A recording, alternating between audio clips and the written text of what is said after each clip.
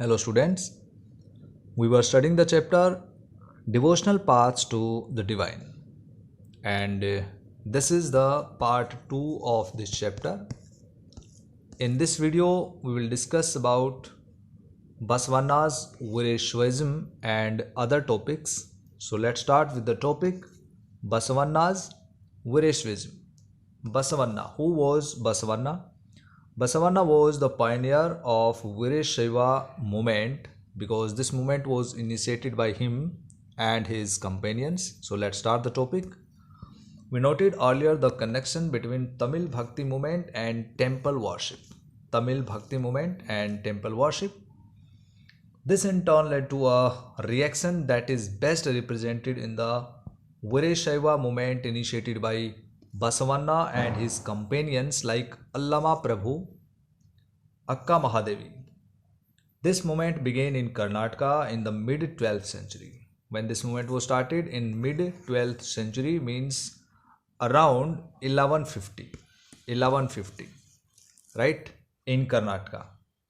So the Vireshwas argued strongly for the equality of all human beings and against Brahminical ideas about caste and the treatment of women. You know that earlier in Hinduism or the traditional or conservative Hinduism religion, all human beings were not considered equal. Lower castes were not allowed to enter in the temples and they were not allowed to worship the god publicly. And women also in South India still this movement is going on for equality for women in temples, temple entry movement. So at that time these things were opposed by some saints and this movement was called Vireshaiva movement. They were also against all forms of ritual and idol worship. Means in Hinduism the gods and goddesses are there and they are worshipped in the temples and somewhere else. So this is idol worship and so many rituals are there in this religion. So Vireshwist people and Vireshwaya movement opposed these activities. Vireshaiva Vachanas. These are Vachanas or sayings attributed to Basavanna. The rich will make temples for Shiva. Here, the rich people can make temples. What shall I, a poor man, do? It means he is saying that he is poor man and cannot make the temple for God. My legs are pillars. So he is comparing his body to the temple, saying my legs are pillars, the body the shrine. Shrine means the you can say temple. The head cupola of gold. Listen, O Lord of the meeting rivers. Things standing shall fall, but the moving ever shall stay. So what is the temple that Basavanna is offering to God? Basavanna is offering to God himself as a temple. Himself as a temple. So in this way this movement became very important for those people who are belonging to the lower castes and women, etc. Now the next one the Vaishnava poet saints of Maharashtra such as Janeswar, Namadeva, Eknath and Tukaram were devotees of Lord Vithala. Vithala is form of Vishnu.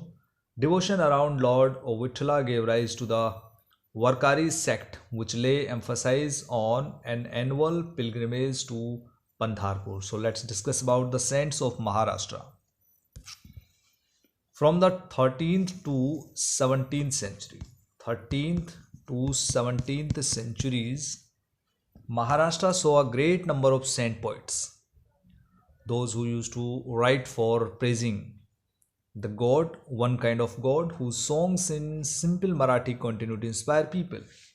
The most important among them were Gyaneswar, Namadev, Eknath, Tukaram, as well as women like Sakhubai and the family of Chokhamela, who belonged to the untouchable, means lower caste. Mahar. Mahar was considered lower caste at that time. It was so called lower caste. Mahar, untouchable. They were considered untouchable. This regional tradition of bhakti focused on the Vithala, a form of Vishnu, God Vishnu, and temple in Pandharpur, as well as on the notion of a personal God residing in the hearts of all people. They were saying that God is existing in all the people. He is staying in the hearts of all the people. These saint poets rejected all forms of ritualism. So whatever activities were done for praising the god, so considered useless. Outward display of piety and social differences based on birth. By birth, somebody is of higher caste, somebody is of lower caste. So these were the social differences on the basis of birth. In fact, they even rejected the idea of renunciation. Renunciation. What is the meaning of renunciation? It is called in Hindi sannyasa, or giving up everything, abandonment, and that living all kinds of activities done by human beings for life, for better life. So this is called renunciation, and prefer to live with their families, earning their livelihood like any other person, while humbly serving fellow men, fellow human beings in need. So, this was the thinking of these saints of Maharashtra, and they did not believe in renunciation. A new humanist idea emerged as they insist that bhakti lay in sharing others' pain. So, according to them, what is bhakti? Bhakti means if you are sharing the sorrows, if you are sharing the pain of other people, that is called bhakti. As the famous Gujarati saint Narsi Mehta said about them, they are Vaishnavas who understand the pain of others. So, Vaishnavas, about Vaishnavas, he is saying that they can understand the pain, they can understand the sorrow or sadness of other people. So, if we are sharing the pain and if we are helping someone, so it means we are praising the God, right? And God will be happy with us. Now, next is this one, questioning the social order. This is an Abhang Marathi devotional hymn of Sant Tukaram. He is saying that he who identifies with the battered and the beaten, mark him as a saint, for God is with him. He holds every forsaken man close to his heart. He treats a slave as his own son, says Tuka. I won't be tired to repeat again, such a man is God in person. He is saying that for God, all the people are equal, whether he is a king or a slave, and he is staying in all the people, clear in hearts of all the people. Next one is here is an abhang composed by Chokha Mela's son. You made us low caste. Why don't you face that fact? Great Lord, our whole life our food to eat. You should be ashamed of this. You have eaten in our home. How can you deny it? Chokha's Karma Mela asks, why did you give me life? So here in these lines, Chokha Mela's son describing about casteism, means lower caste people were completely discriminated by upper castes, and there was discrimination in religious matters also. So here we can discuss the ideas about the social order expressed in these compositions. Now the next topic is Nathpanthis, Siddhas and Yogis. You can see this image. This is a fireside gathering of ascetics here. Now, a number of religious groups that emerged during this period criticized the ritual and other aspects of religion, conventional religion, and the social order, means casteism. Conventional religion means conservative ideas, traditional ideas about religion, like idealism, etc., using simple logical arguments. Among them were the Nathpanthis, Siddhacharas, and Yogis. So Siddhas, Nathpanthis, and Yogis. they advocated a renunciation of the world. They were saying that we should not follow the Maya, we should not follow the wealth, and we should focus on renunciation, giving up all the things, and to get moksha.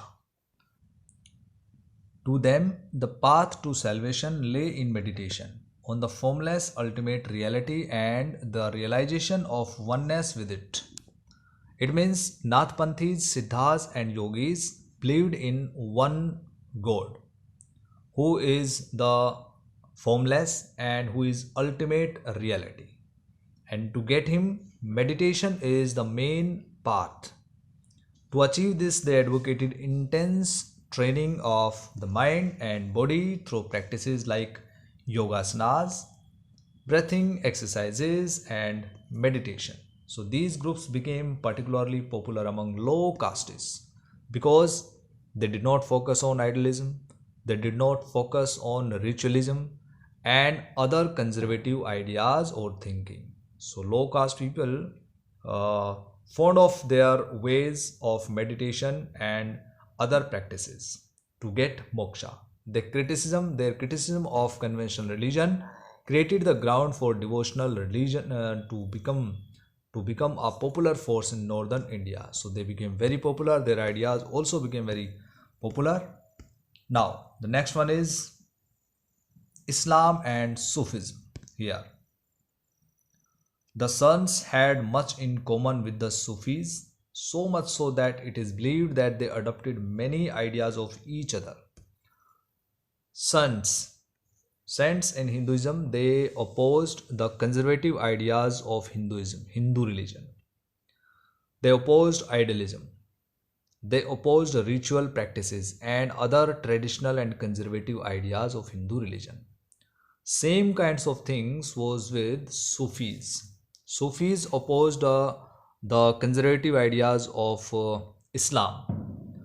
So Sufis were Muslim mystics. They rejected outward religiosity and emphasized love and devotion to God and compassion towards all fellow human beings. They also believed in human welfare, right? Human services for others. Islam propagated strict monotheism or submission to one God because Islam is based on oneness of God. In the 8th and 9th centuries, religious scholars developed different aspects of holy law, Shariat. Holy law is called in Urdu Shariat, and theology of Islam. This was the theology of Islam, Shariat. While the religion of Islam gradually became more complex, Sufis provided it with an additional dimension that favored a more personal devotion to God. The Sufis often rejected the elaborate rituals and codes of behavior demanded by Muslim religious scholars. As I told you and we discussed for a short while, that Sufis opposed the conservative ideas in Islam which were imposed by Muslim religious scholars. So they sought union with God, much as a lover seeks his beloved with a disregard for the world. So like the saint poets, the Sufis too composed poems expressing their feelings and a rich literature in prose, including anecdotes and fables developed around them. Among the great Sufis of Central Asia were Ghazali, those who used to sing the ghazals, Rumi and Sadi. So these three kinds of main types of Sufis. Like the Nathpanthis, Siddhas and Yogis, the Sufis too believed that the heart can be trained to look at the world in a different way.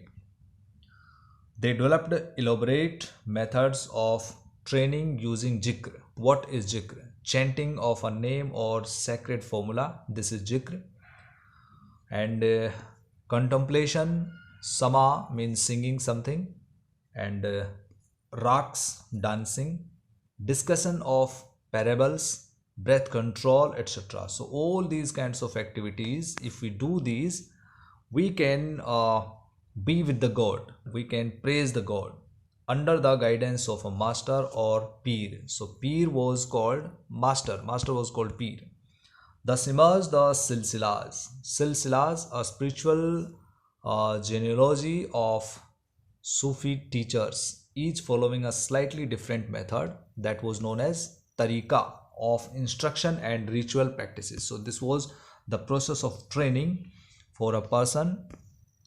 And this one, figure 4, mystics in ecstasy. This one, in Kashmir, the Rishi order of Sufism flourished in 15th and 16th centuries.